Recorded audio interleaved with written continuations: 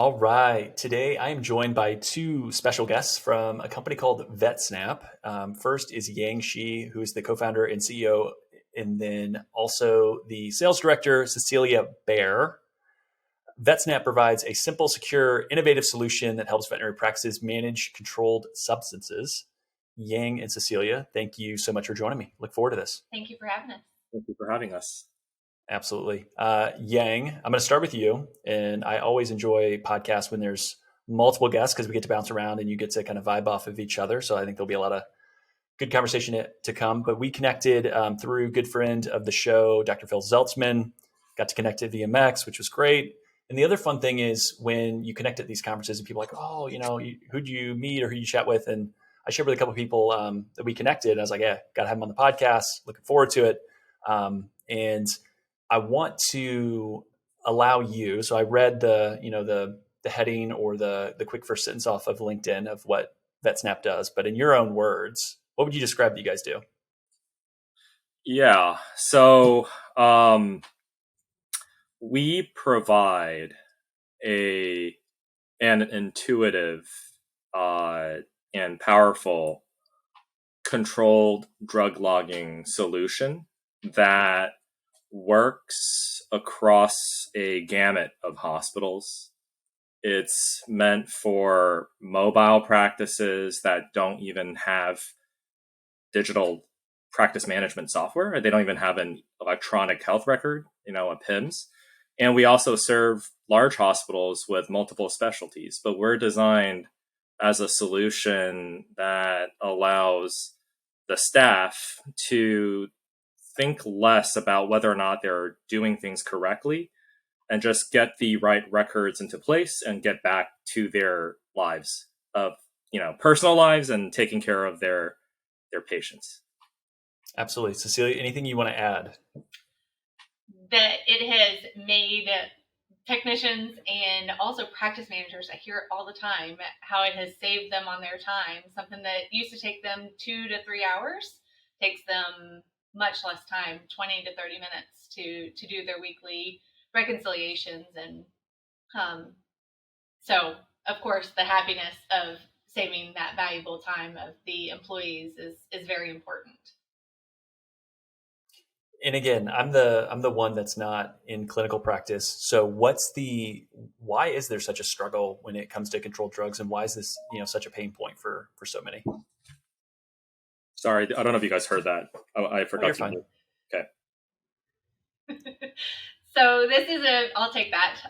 So the main pain point of this is that when you look at a drug logbook, right now, most hospitals are doing pen and paper.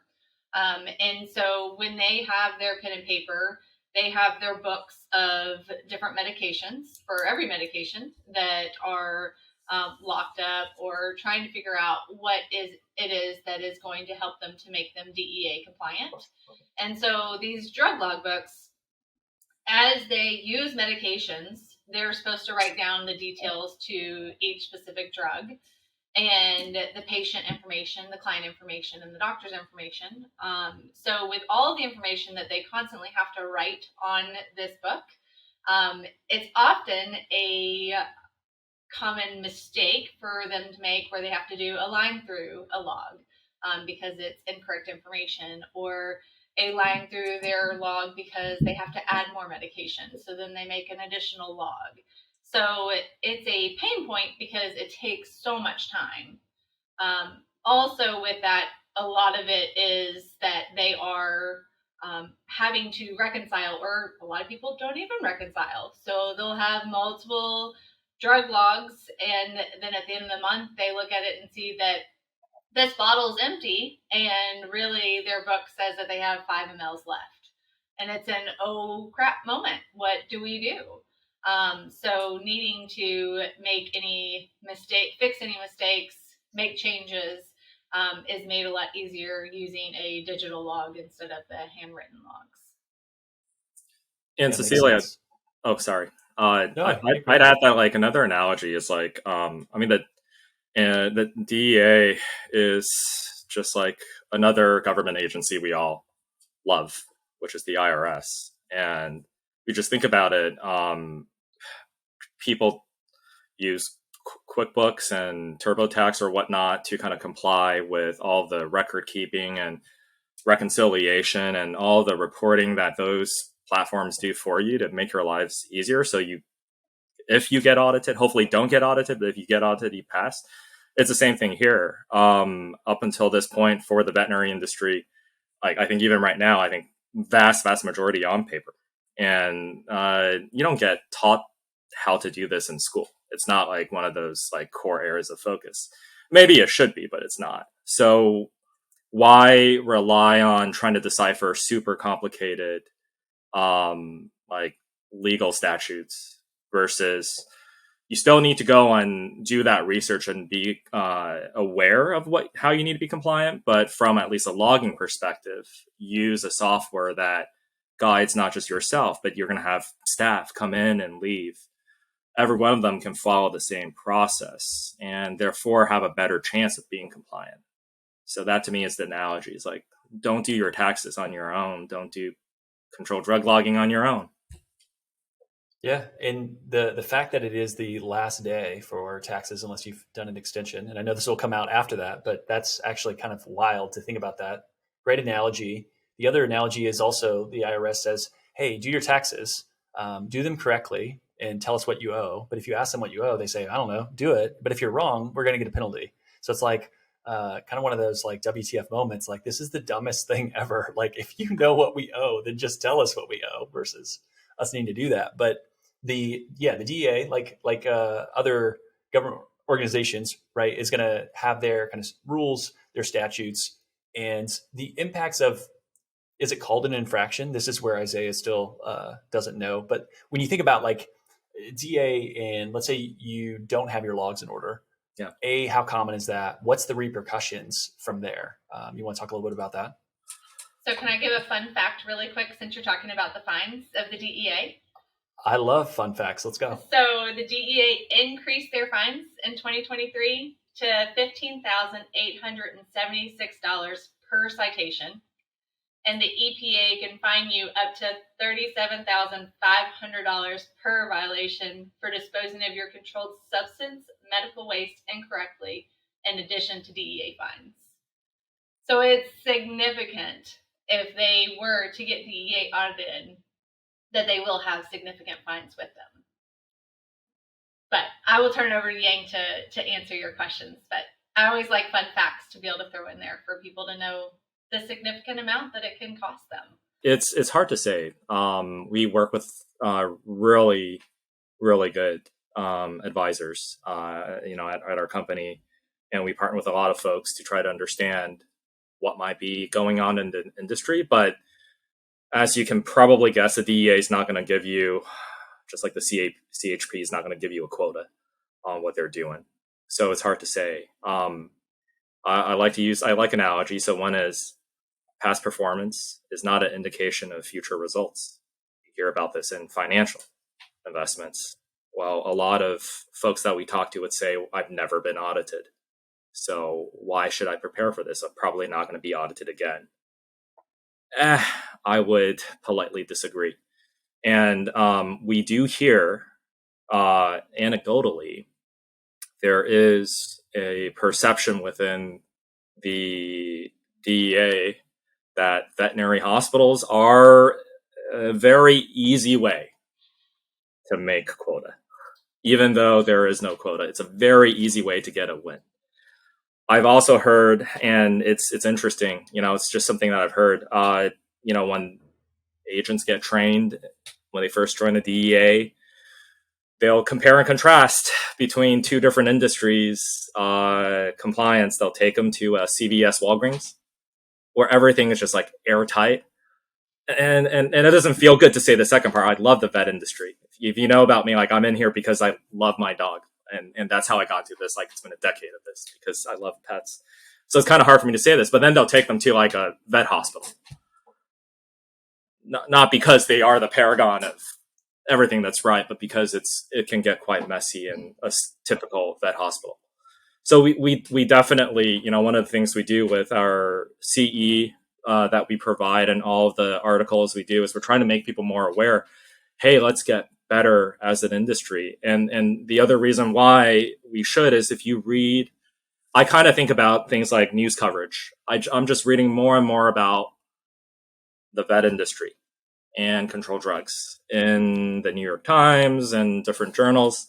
So to me, that's like almost a signal that, hey, maybe they will get a little bit tougher on us. But to answer your question directly, they don't publish any quotas. But common sense would dictate that the tide is definitely flowing not in our favor, and probably there's going to be more audits than fewer audits. I think that'd be a very, very safe statement based upon what we know. Yeah, fair enough. And knowing that the DA is probably understaffed, like a lot of government agencies as well. So it's like, okay, can I just hide within the herd and hope, pray? Like never a good strategy, right? From that standpoint, to kind of cross your fingers and go. And Cecilia, like you talked about, like a couple $1,000s. This is more than that. Like this could be a serious amount when you think about, hey, bottom line margins in a hospital. That's a significant blow that could make a year pretty tricky. And what do you see? So you do a lot of CE. What do you think are the common kind of things that people can do to start to improve? Obviously, you have a solution for it, but like even just more basic from that to start thinking about it, because you mentioned turnover. So like if there's people that were doing it, now they left and like someone else is doing it and they're doing it differently, like is that one spot, or what kind of advice and guidance would you give there? So the best thing to do is probably getting your best practices together, because Susie is going to do your controlled substances differently than Jan is going to. So having the best practices, I guess, if you're not going to go with VetSnap, but using one person knowing how to do your controlled substances. Not only that, but who do you trust to be messing with your controlled substances, because it's not on the technicians or the practice manager, who's typically the ones that are doing the controlled substances. The DEA license is held under the doctor. So if it ends up that something is incorrect and they do get audited, it's the doctor who can't carry controlled substances. It's the doctor who gets penalized. So being able to have consistency with that, which is another good reason to use VetSnap. I'm sorry, I'm going to throw it in there, because you can track everybody who touches it. So you can pull up your container number on VetSnap and be able to know that Susie did surgery with Dr. Jones 12 times in this 1 month with this bottle, or hey, all of a sudden you're ordering a whole bunch of ketamine.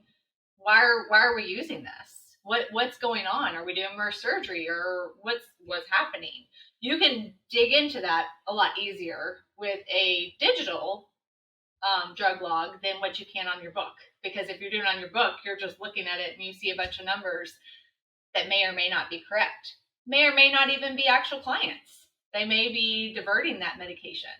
So it's really a scary situation that the vet industry faces, because you may hire Susie, who's been a technician for 12 years, but has she really been a technician for 12 years? And what happened at her previous office? So you just never know who's coming in, and it's becoming more common that veterinarians are protecting their DEA license. I feel like the newer veterinarians that I'm talking to, they are getting more education on it and seeing the importance of it. But unfortunately, it's not something that veterinarians have really had to focus on at this point, because we haven't had a whole lot of highlights on it. But as Yang had said just a little bit ago, it's in the news almost every day. It's here in my local news. I'll mention it, xylazine. It's not a veterinary industry problem, but it is a vet problem, because we're the only ones that carry this medication. Veterinarians are the only ones that order xylazine. So if this is where drug dealers are able to get this medication, it is a veterinarian problem. It is something they need to be concerned about. Hopefully it's not an employee that's taking it and selling it on the streets. But how well do you know that technician or that receptionist or that assistant? You never know until it's too late, and then you need to start doing the research and finding the issues. Yeah, and Cecilia, that's much harder to do in a paper logbook to try to see patterns and trends. And from a digital logbook, you can easily pick out these trends. The other thing I'll add is like just how to be better, just reconcile and do physical counts more frequently. We've heard of folks that don't do it for half a year. That's probably not good. I hate to use absolutes, but you'll hear from my tone probably is a very strong yes, you probably shouldn't be doing that. And earlier you mentioned that does the DEA know how much we've used? They actually do. Just like the IRS, they work with distributors and they can absolutely track how much has been sent to your hospital, your vet hospital. So in a way, they could tell you how much you've used, but they want you to show accountability. They want you to show an investment in the process. They just want to, I think they want to see that you take it seriously what you're doing, and having timely, accurate, and complete documentation of all of your records is very important. And if you just start doing that, you'll be, that's a really big step in being prepared for an audit. Well, and one thing, Cecilia, that you brought up is, how well do you know the team, and are they going to use this? People are struggling, and I think I've talked about it lots on this podcast. Whether it's inflation, cost of living, all these different things, you can have really good people that you've known for a long time that get pushed to a limit where it is literally paying bills to stay where they're at, and people will do things that they would never do outside of that, and they're pushed. And unfortunately, that's a horrible reality of a number of different things I'm not going to divert the conversation to. But I think for a veterinarian to say like, oh, well, that would never happen with my team is a naive way to approach it. And I would ask them to, kind of reconsider where that is. Now, we want to think the best in everyone. And I think when you're around people that always assume that everyone's like a horrible person, that's also an awful state to be in. So it's just trying to say like, Yang, I think you mentioned like have a system, have a cadence, ensure that you're doing that, and that's a great start because probably the vast majority of peers that are owners aren't doing it. Yeah, but anyways, those are a couple of my thoughts just listening to that. Cecilia, you've had some industry experience with a larger corporate group. How do you look at the differences between kind of corporate and private? And do you think that the corporate groups are way better prepared, or do you think that the issue is kind of the same across the board? And it's not necessarily saying that your specific Sure. history, because it wouldn't take a long LinkedIn search to do that, but just in general, from what you've seen, conversations you've had in the industry, kind of corporate to private. So one of my main focus is corporations. And it's very interesting because they are hearing about VetSnap. I actually just got contacted last night by another one that just owns 11 practices. But corporations are finally seeing the importance of this and how much damage it can do.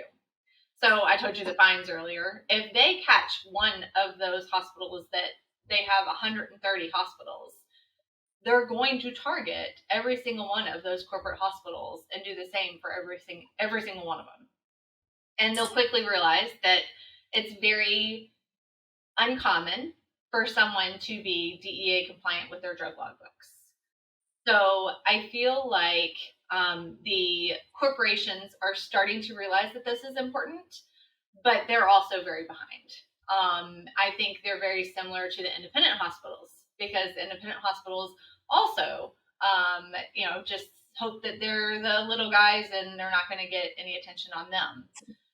But something Yang and I actually were discussing yesterday is that, a $500,000 fine that happens to a corporation may not, they'll pay it and they'll be able to keep their head above water. But if that's an independent veterinarian, that'll get rid of them. That'll suffocate them. They won't likely be able to continue on.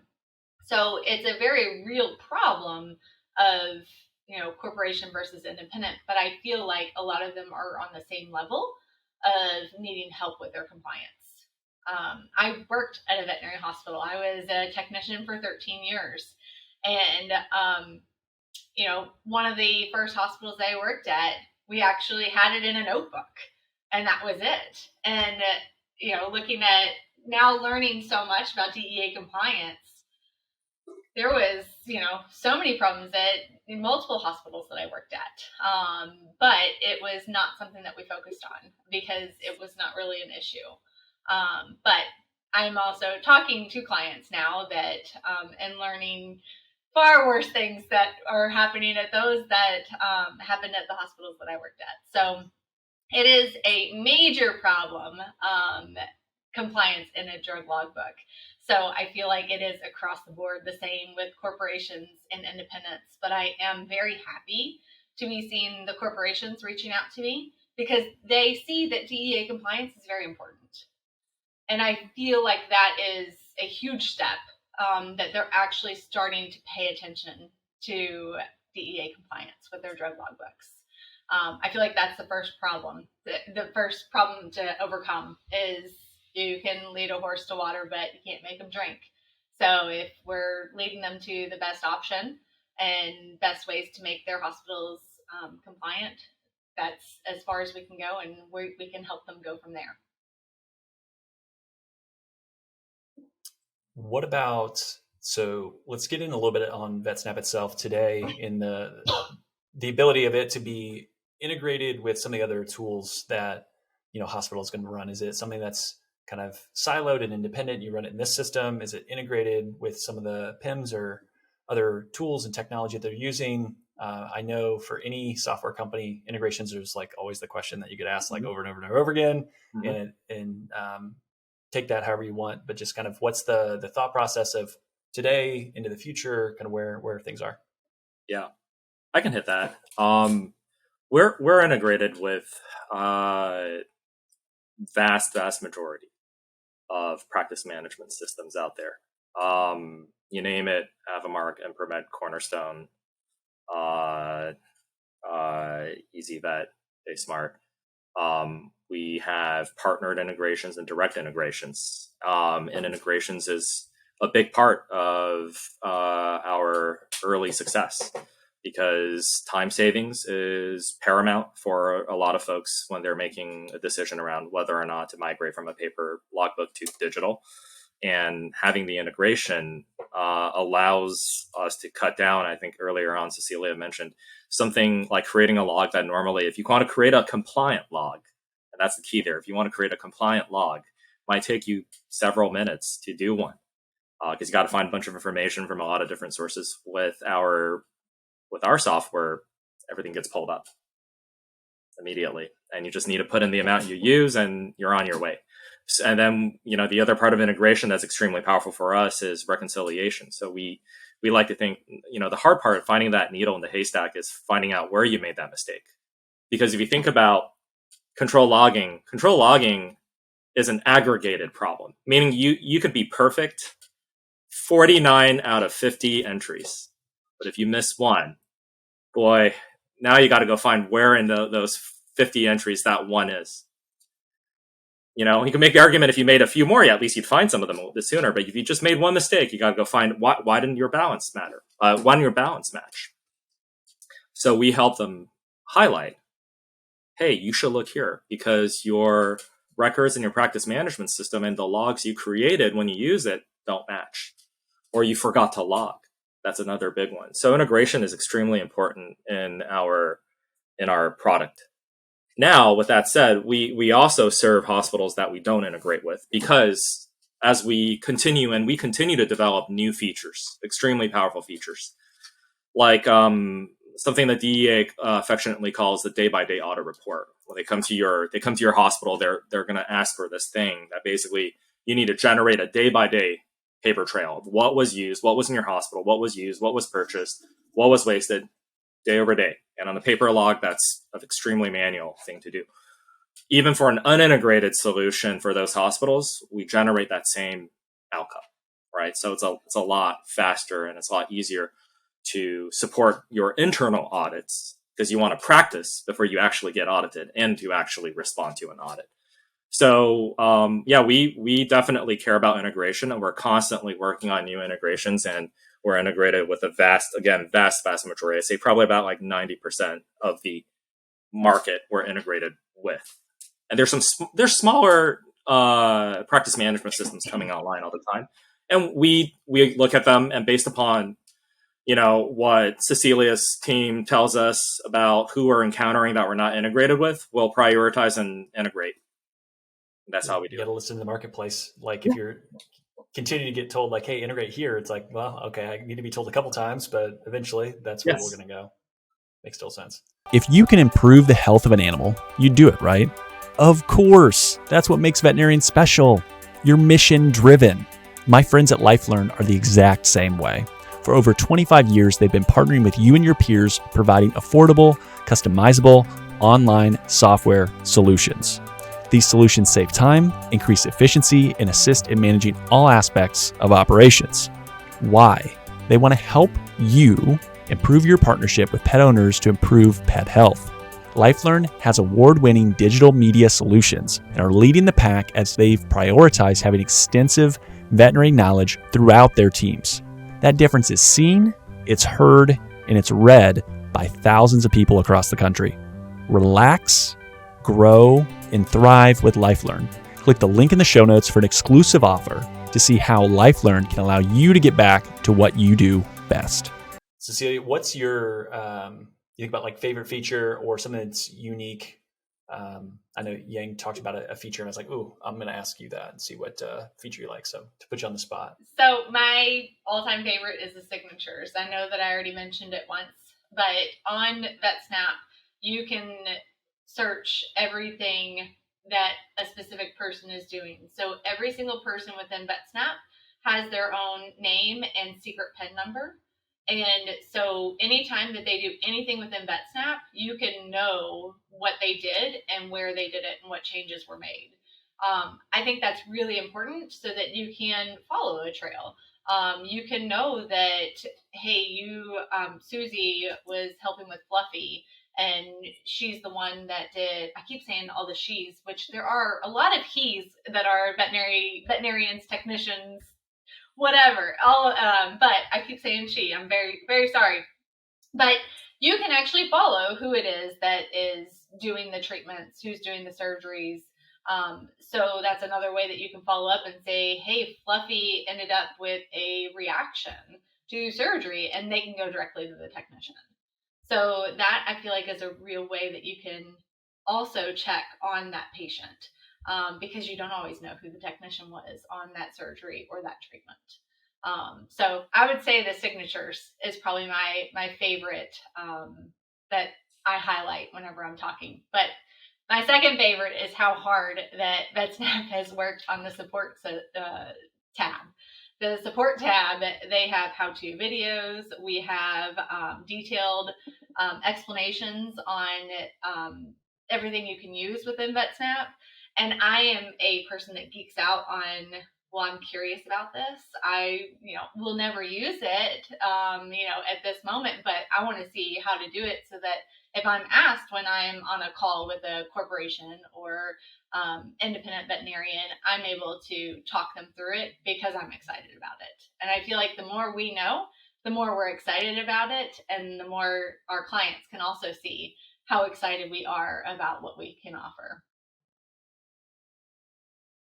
What do you think is most misunderstood about VetSnap today? What's the most common thing that you feel like people just don't quite comprehend or get? That's a hard one.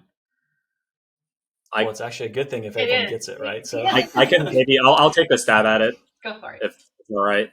So we help hospitals with controlled drug logging compliance. We help them. But at the end of the day, there's different ways of saying the same thing, but you get out of it what you put into it. So there will be hospitals we speak with, they say like, oh no, your system, if we do this, which is very basic, what we ask our users to do, and we save them a ton of time, we know this. They say, if we do this, it's going to add to our time and add to our process, and we don't want to do that. And those are the cases where we say, okay, we're not right for you.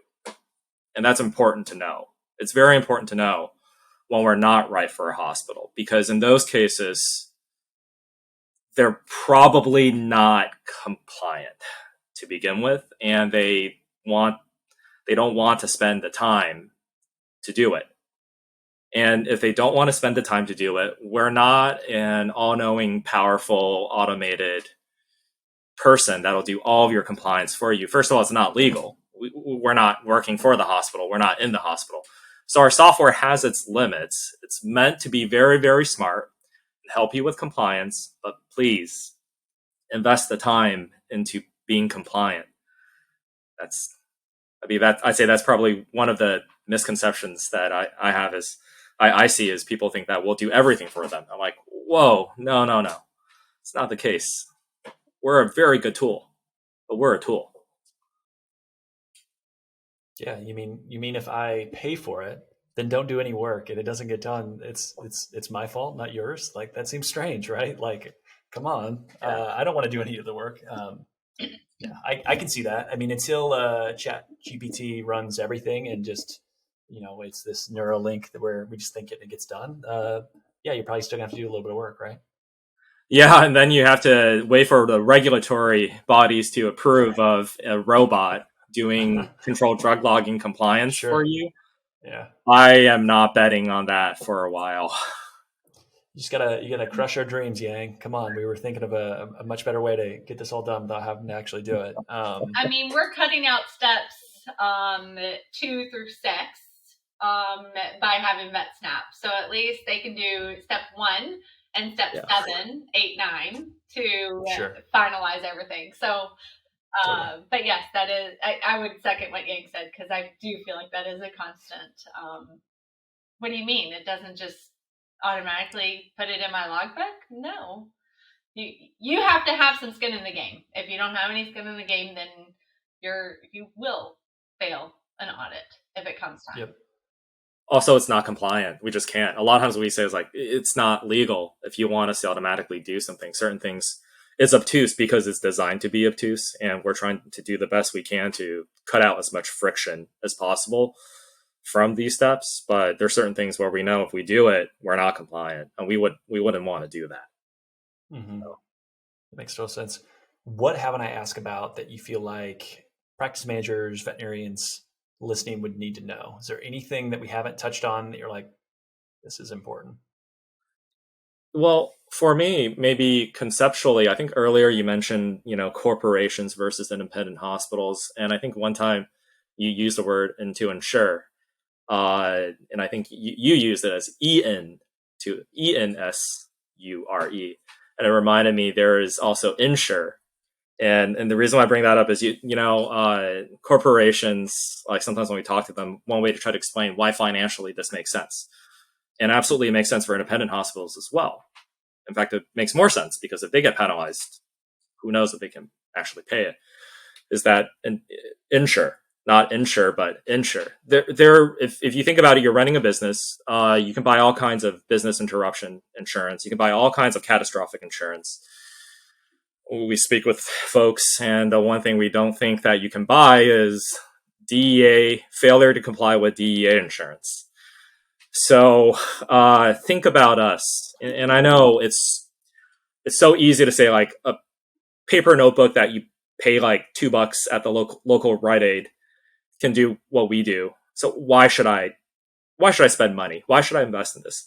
Think about it as insurance. Think about it as risk mitigation, right? Like, not literal insurance because we don't have an underwriter, but think about it as like, how do you prepare yourself so you don't have those catastrophic events like failure to pass an audit happen?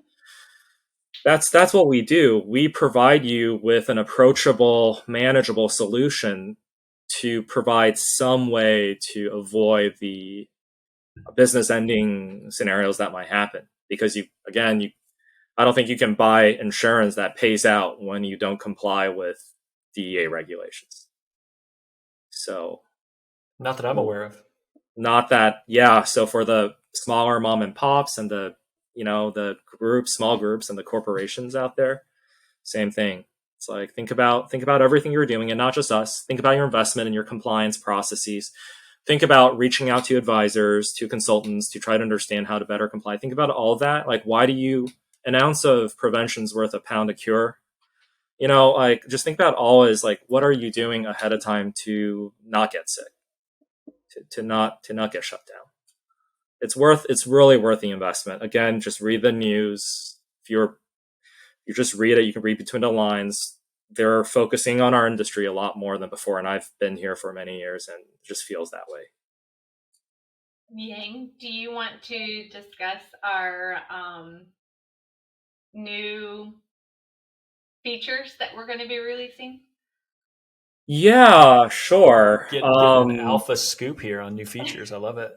Yeah, sure. So, the way we think about new features, first of all, there's two ways to think about it. One is we try to kill friction, and basically any kind of like flow or process in a hospital. And we started off when we first started a company, we like immersed ourselves in hospital, and we just like lived it to find all the processes and where we can cut friction out. And we still continue to do that.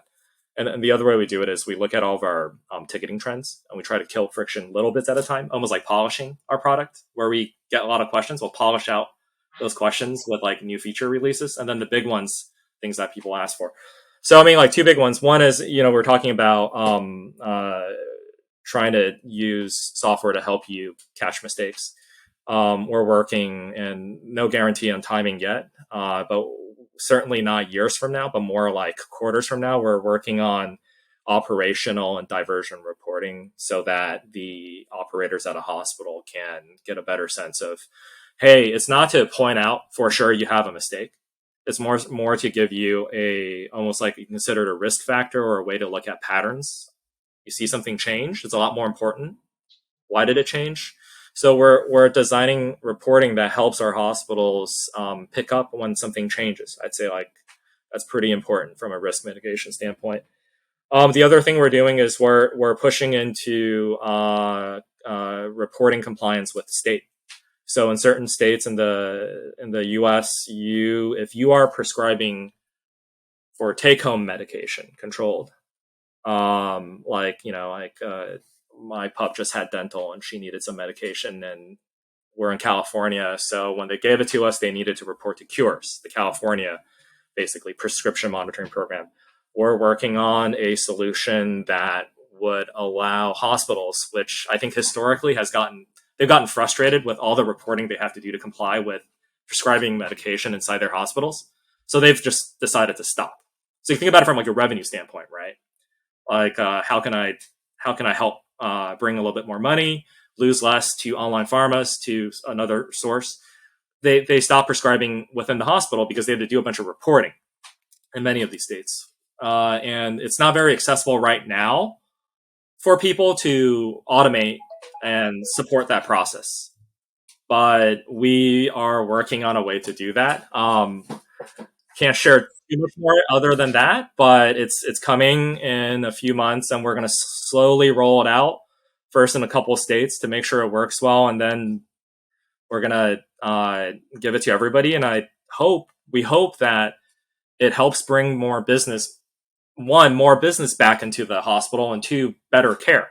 Because if you could give my dog, if you can give Penny the medication I need after her surgery right then and there, versus you give me a script I have to go to somewhere else rather than just take her home and rest, I would, and maybe it's a personal thing, I would absolutely just buy it at the hospital, especially for these emergent kind of controlled drugs, which is what a lot of time they're used for, right? So, that's like another pretty exciting feature that we're about to release, and can't wait to share more about it. Love it. And yeah, time is valuable. Time is money. I mean, the whole idea of what you all are doing is to save time. And again, going back to that, it's saving time for the people that are coming and seeing you as the veterinarian, which is valuable. And, I think about taking my boys when we have to go to the pediatrician, and then you got to go pick up, go to Walgreens, go to CVS and wait. It's like, if I could just get it there, much easier, right? I don't have someone in the back yelling that I'm hungry or I need something. So I'm like, yeah, this is better. Let's go and do that. So I feel that completely. I feel your pain. Yeah. I was like, this is, I'm hearing that. I'm like, I want this. Yes. Yeah. I don't know. I'm not going to put you on the spot if you've ever listened to the podcast before, and it's fine if not, but I always let guests ask me a question. And that can be something that is serious about the topic we're talking about, which I know next to nothing. So please don't ask me DA requirements because I'm going to make a fool out of myself. But it can be something that's like broader. It can be vet med. It can be personal. It can be anything. And I kind of swipe this idea, which is Steal with Integrity and Pride, from another podcast I really enjoyed, because it sparks, I think, interesting conversation at times. Again, no pressure on the question, but it can be questions if you each have one. But I probably should have prompted you before we hit record. This is how I always do it. It's okay. So Ninja launch it, right? You have a Bitcoin poster on the back. So subliminal messaging, Yang. It's almost superliminal. If you ever watch Simpsons, the submarine episode, Join the Navy, there's like subliminal, liminal, and superliminal. So sorry for folks who like Simpsons. That's is actually one of my favorite things. What's superliminal? And it just yells out of the window to some random guy walking by, Join the Navy. That's superliminal. So I see that Bitcoin poster is almost superliminal. Not Bitcoin or a particular crypto, but rather like the blockchain. I think about it from time to time, and we have things that are very critical to be accurate. So we think about blockchain sometimes, not yet, but we think about it. We have a lot of transactions. How do we protect it? What do you think about the blockchain in general, and how it might? What are some thoughts about how it might help our industry in different ways? I don't know if you're going to like my answer. What's your answer? The answer is, do you need good money? And if yes, do you need a blockchain? If no, then there's plenty of other good solutions for data security. And I think a lot of, a good example would be like I think it's called Filecoin, right? So they launch a token, right, alongside of this technology, where a lot of it should just be technology, because what's the fundamental reason for this token? Is it speculation? Is it trying to be money? Right. And so I think the idea of trying to have secure data is great. And obviously people need that. And there's real utility to that. But what I typically see, because I am definitely of the Bitcoin, not crypto mindset, because Bitcoin is the innovation.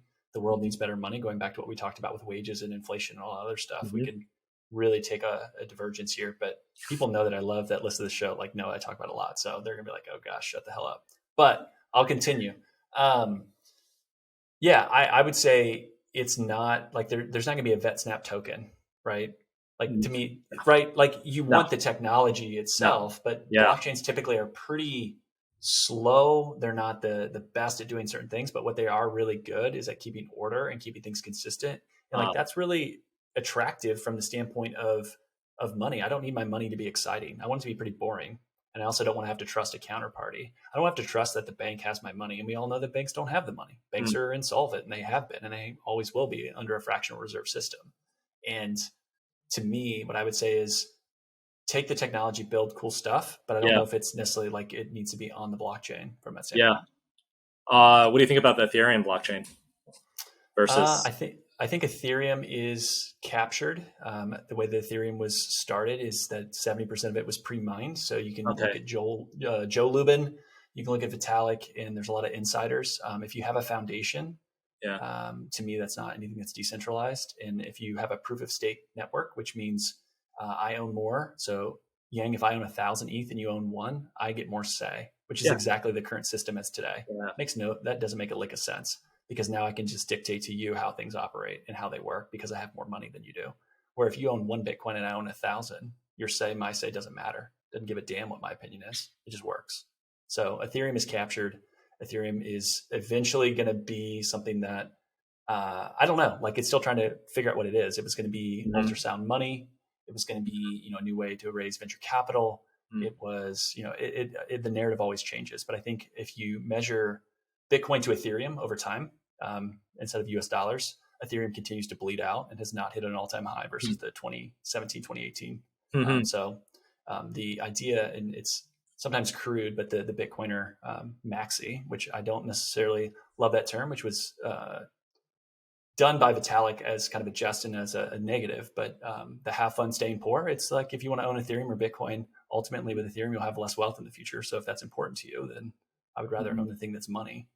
And I think Ethereum doesn't scale, and you're seeing that. So that's my thoughts on Ethereum. Cool. In a nutshell. Cecilia, do you have a different?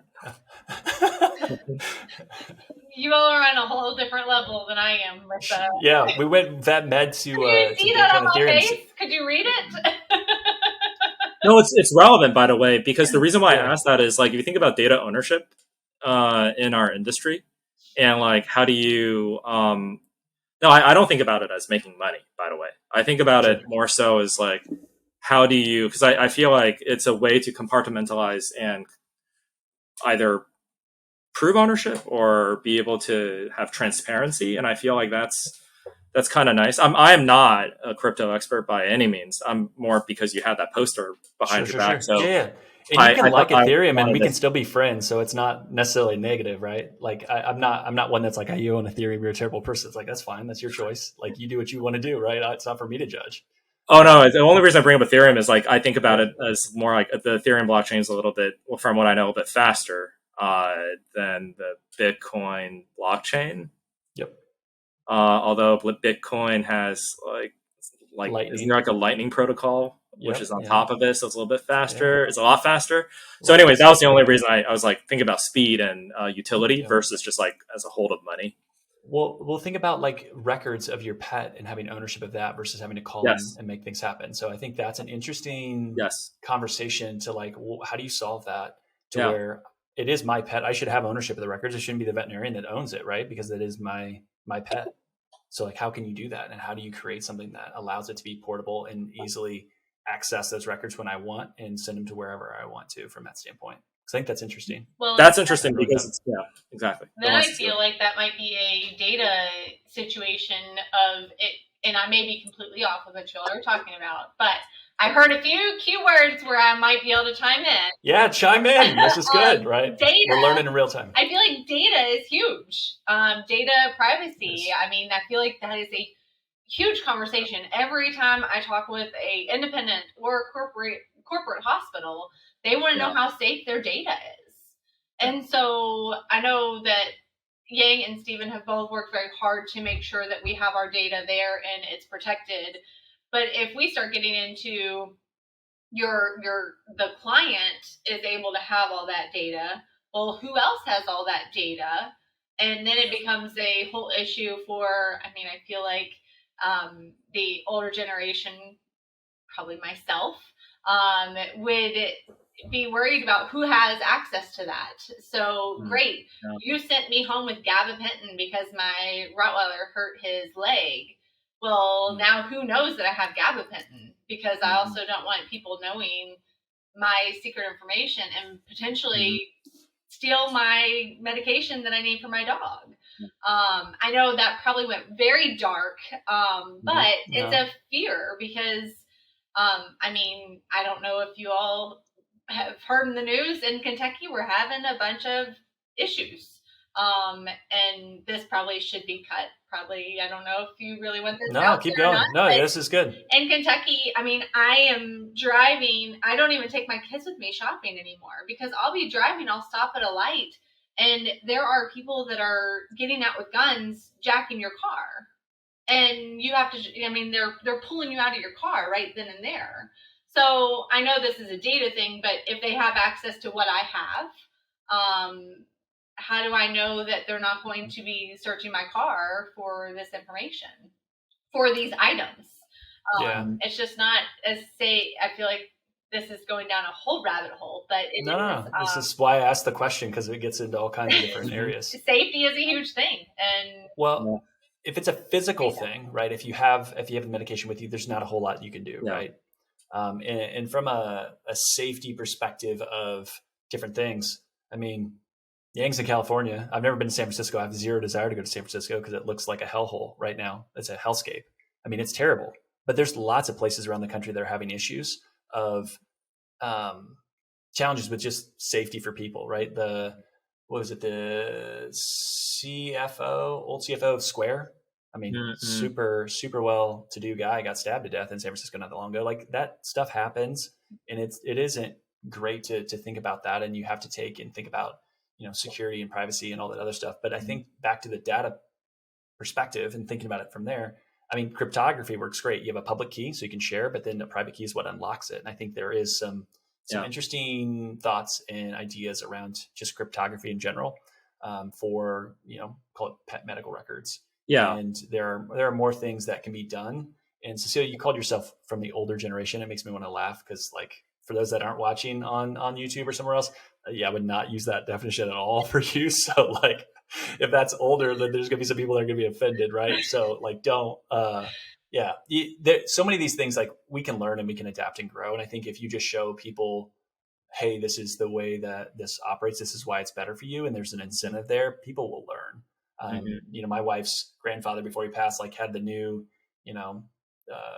Samsung phones all the time because he was just intellectually curious and thought it was fascinating, right? Like, for him, this was the most interesting thing. He was legitly very, like, he could use his phone, like, smartphone, really well. And it's like, my dad grew up farm boy, flip phones are, that's his thing, right? Like, he's done. So it is just a matter of interest at times from that standpoint. And I think we've been trained to have this, like, convenience thing, right? Everything is so convenient, but we sacrifice a lot with that. I think it's going to swing back the other way where you're going to want a little bit more security, and that goes physical, that goes to, technology. There's lots of things. And so, like, you see these waves, and I think we're going to move back to a little bit more privacy and security. So I would love that for our kids' future.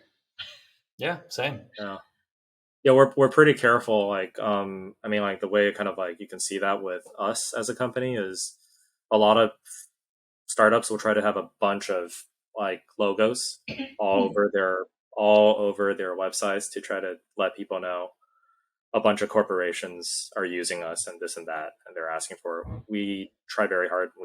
You won't know which corporations we work with because it's compliance, it's controlled drugs. To Cecilia's point, we don't want people to know. This is not one of the things we do want to publicize. Yeah. For independent or corporates. I mean, all of the above.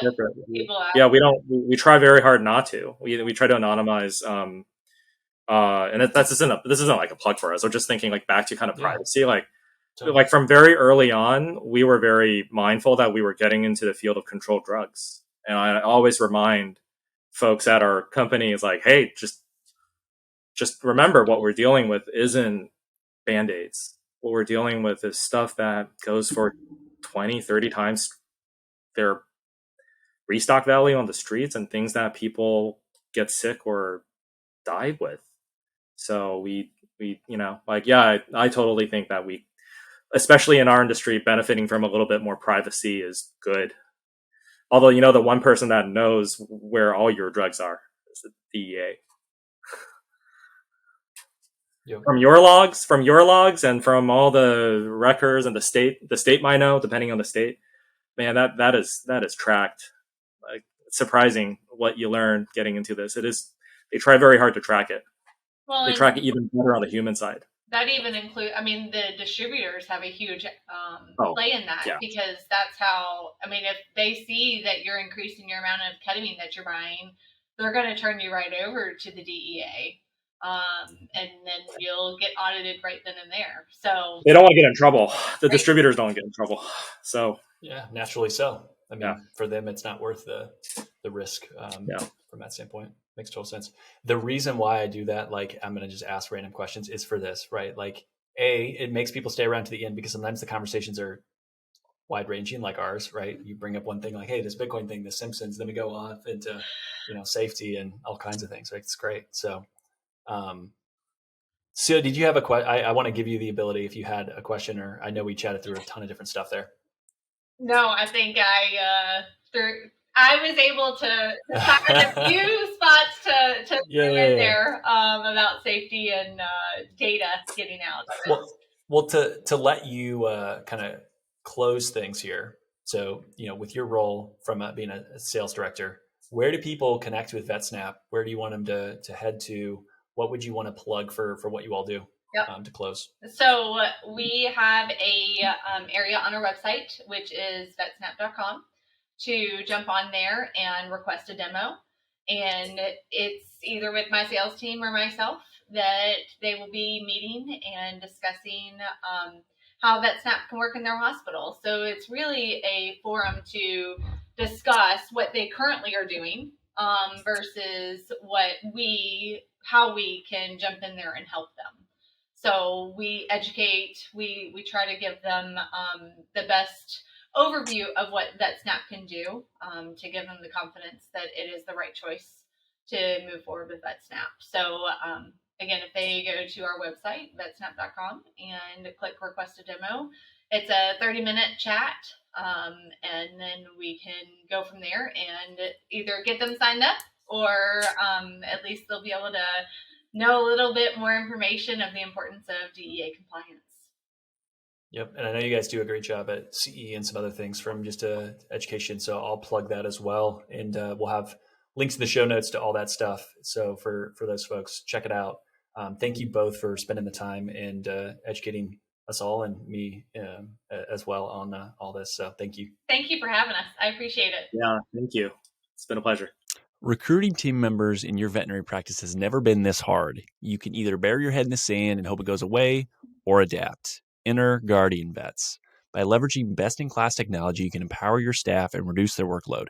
Help reduce burnout. You also provide a better experience for your clients and patients, which you want to do as you serve them. The solutions Guardian Vets offers includes after-hours triage, virtual CSRs, that know your team and processes, telemedicine, and so much more. Become the employer of choice in your area by offering the best tools to position your team for success. Whether you're starting a de novo, clinic, multi-doctor, or multi-location, Guardian Vets can help you be more efficient and effective. Go to their website, guardianvets.com, click the Get Started button, then let them know that I sent you, right? Let them know the Vet Success Podcast sent you. Get 50% off your first month. Don't let another quarter or year happen before you start making changes because you know you need to. So talk to the Guardian Vets team today and implement a new solution. Have you ever walked into a space and thought, wow, this place is beautiful? There's a reason for that. Architecture has this innate ability to impact emotions and perceptions. My friends at Apex Design Build bring beautiful and functional spaces for veterinarians nationwide. Apex is a fourth-generation family-run company that is fully integrated from the design, architecture, and construction process. They help you mitigate risk, eliminate surprises, save time, save money, and reduce your efforts. Sounds great. Check out their amazing work and have access to their square footage calculator to help you plan out your expansion or new build. Click the link in the show notes for the exclusive offer and learn more about Apex Design Build. Why do banks seem to always be impersonal, slow to answer questions, or give you the runaround when you need money for your dreams? Enter Panacea Financial. Panacea Financial is a nationwide digital bank built for doctors by doctors. Whether you're a veterinarian in training, practice owner, or aspire to be a practice owner someday, Panacea Financial is a bank designed specifically for you. It was started by two doctors who were frustrated working with banks and so started their own to serve their community. With common sense lending guidelines and fast decisioning, they've helped doctors all across the country start, grow, or acquire their dream practice. Looking to buy into a practice, Panacea helps doctors with practice buy-in loans, and they are funded in a matter of days. If you're ready to join the thousands of doctors nationwide who have decided to get independence from traditional banks, visit panaceafinancial.com today to see how you can get your dream practice started. Panacea Financial is a division of Primis, member FDIC. Finding a job or finding a veterinarian shouldn't be a waste of time.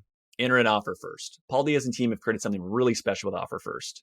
Some of my favorite reasons are as follows. Candidates and employers will both have values aligned on the first step, not the last. The sign-up process, quick and simple, no resume required. So if you're looking for a job but you aren't really sure, it's as easy as scrolling on Zillow for a home. And finally, if you have a great match, it's based on your each unique requirements, not random keywords. If you want to learn more, listen to episode 179 with Paul Diaz. We cover all of that. The other exclusive great thing that you're going to get from this ad read and from Paul is I convinced him to give an exclusive discount to listeners of this podcast. So for owners, you're getting a 20% discount on both the placement of any candidate, but also access to the platform. Use VSP if you go to Offer First, or the easiest way is a link in the show notes. So check it out. Associates, those looking for a job, same thing. Use the link in the show notes. Use VSP if you go directly to Offer First. But I will donate and Paul will donate to a veterinary nonprofit of your choosing. So each person that signs up gets a vote. Your votes actually count, which is incredible. And so I'll be reaching out. I will handle that. But there's going to be a donation made for any associate or any job seeker that adds on the platform. We want to make sure that not only does the platform help to make sure that you find a better fit, better culture, better role, but it's also doing good in veterinary medicine. Okay, so link in the show notes is going to take you to Offer First. It's going to automatically apply that, but also use code VSP if you go to Offer First directly. And Offer First is changing the game of veterinary recruiting. I want each and every one of you to benefit from it, so check them out today. All right, so there are a lot of great job postings that I want to get to. And so we're going to start off with Bayside Hospital for Animals. Great work-life balance in beautiful Fort Walton Beach, Florida. No weekends, Monday to Friday, 8 to 5, no on-call or emergencies. It's appointment only here. Currently a 2.5 doctor practice, new owner in 2021, bringing some fresh life into the hospital. The new owner had been there for 6 years prior working, so definitely understands the team, the processes, and the community. Lots of investment in people and new equipment. ProSal is the pay structure. Far too many benefits for me to list. Email BaysideVet251 at Yahoo or call 850-864-1857. Join a thriving, growing small animal practice in Vermont on the Quebec border. Full-time ideal, part-time is considered. The idea is to start with yes with the team, patients, and clients in outdoorsman or outdoor woman's paradise while being able to practice high-quality medicine. Compensation is write your own structure within production capabilities. Literally, it is the owner wants to find the right person and is happy to negotiate, chat through, and find the right fit. If you want autonomy and a boss that enjoys teaching, reach out to Newport Veterinary Hospital. You can email newportveterinaryhospital@gmail.com. North Central Indiana, looking for an oasis in the chaos. Who isn't, right? Come join the amazing team at Fulton County Veterinary Clinic. They strive to foster a fun, fast-paced work environment while providing quality patient care. They utilize the support staff efficiently so that the doctor is available to practice medicine and do what you're trained to do in less time on paperwork, which is great. Lots of investment in new equipment and technology to support you, full-time or part-time available. Small animal and exotics are both seen there, so no ER, no on-call, no weekends, competitive salary with sign-on bonus offered, and far too many benefits to list. Go to Fulton County Veterinary Clinic. So type that in and you'll find the job posting there. Last but not least, join Watertown Animal Hospital. Personable, small animal veterinarian wanted for well-established current 5-doctor mixed animal practice in northern New York, which is an outdoors person's paradise. Again, 2 of those. So if you like the outdoors, you can look at Vermont or New York. They have plenty of support staff with 6 CSRs, 6 licensed technicians, 4 animal caretakers, 2 technical assistants, a hospital assistant, a practice manager, and a bookkeeper. Focuses on mentorship and investment on the people and the technology. That's been a strategic initiative by the leadership team. No on-call, 24-hour ER less than an hour away. Salary based on experience, but no less than $95,000. Can be straight salary, ProSal considered. Want to discuss that with the right person. Tons of benefits. Again, too much to list. Please reach out to WatertownPetCare.com for that option as well. So again, if you find a role or a job or talk to anyone and it helps you in any way, I would love to hear that feedback. So please reach out. Let me know what you're able to do. And I will continue to post these. So if you are an owner, reach out to me, let me know. And we'll go from there. And until I hit a capacity of I can't keep recording these, I want to let people know who are high quality owners around the country looking for great help. So with that, we'll talk soon.